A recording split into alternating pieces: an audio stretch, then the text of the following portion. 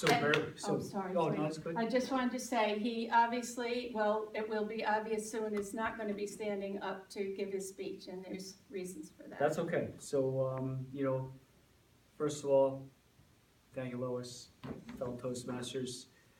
So I discovered something, a few weeks ago that unfortunately, there is no cure for death. It doesn't exist. As great as medical science is, we're all going to face death. Some of us are gonna face it a little earlier.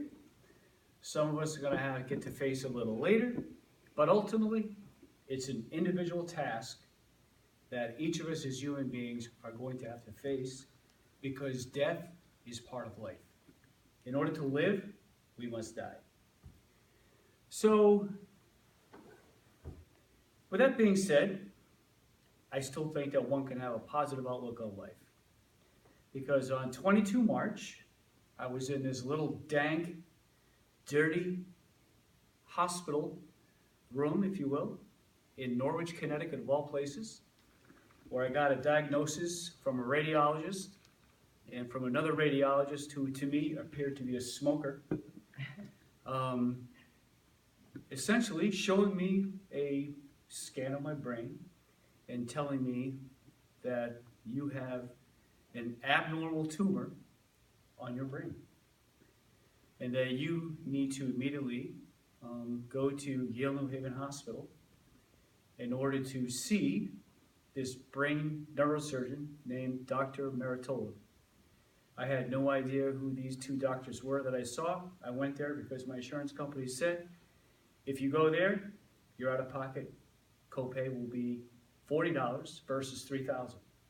So as a consumer of healthcare, what do? You go where it's less expensive.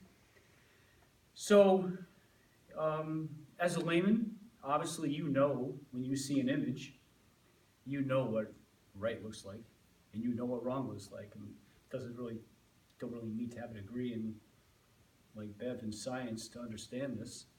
So you do what the physician says, and you go ahead and call your wife at work, call your sister-in-law, and you decide that you're going to go to Yale New Haven Hospital. I mean, those are the options you have remaining. So, thank God, my wife, my sister-in-law, pretty strong women, got down there. And Yale New Haven Hospital was the Smilow Cancer Center, great people. They really care for you from the time you enter until the time you really are post-op and everything, hopefully has been completed. So we got down there, and I'm a pretty black and white guy. I don't really need to have anything sugar-coated. I want the truth. I think that's the only approach that one can take. We met with Jennifer Maritola, great lady, smart lady, scientist. And we learned that I have the type of tumor that it's good in that it's a meningioma that is large, which causes a lot of pressure on the brain, which essentially shows symptoms like I had: convulsions, unable to think, unable to walk. So that's good. The bad thing is it's large. So there's always this double-edged sword in medicine. So she prepared me as best I could and said, look, we're going to conduct the surgery. We're going to get a bunch of tests done. So when you go through this process, it's almost good to have a support staff, because I learned that I am one of 750,000 Americans who have some sort of tumor of the central nervous system. So I'm not unique. Why should I be any different than anybody else? 63% of meningiomas are non-cancerous. 37% are cancerous. So those statistics are obviously, as a patient, you want to ensure that the statistics are in your favor. So Dr. Maritola, she administers you through a round of tests. Obviously, as a surgeon, they want their people running their tests. I understand that.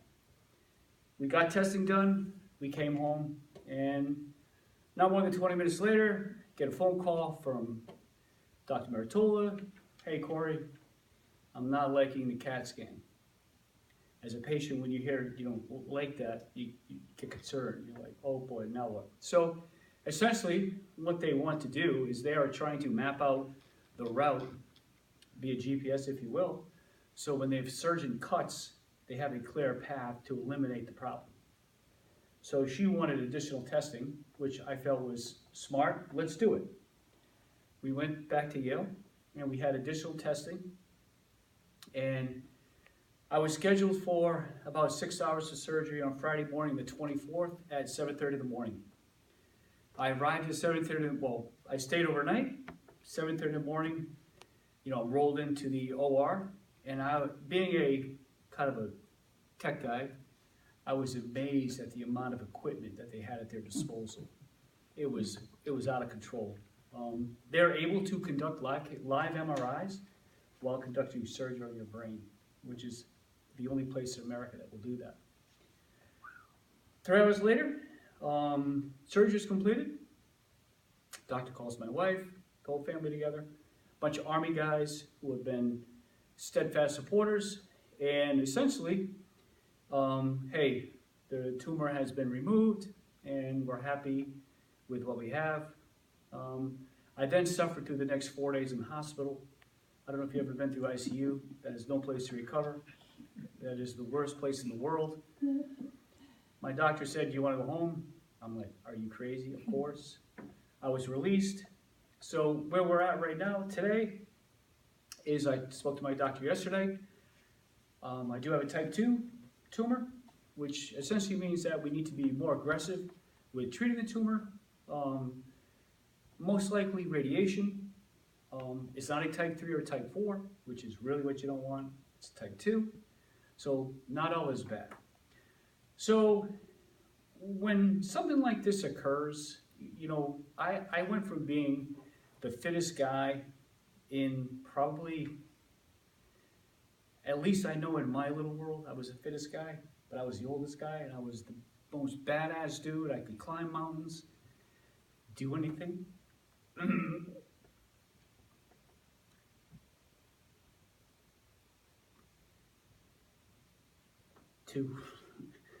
to all of a sudden being so damn humbled.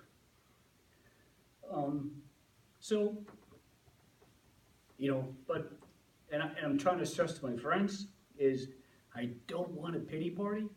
I'm not a quitter. I'm going to win. I've been dealt a shitty hand, but I'm going to win. So that's it. So if you guys, take life, I know we all say this as we get older. Some of you here, you're so damn young, is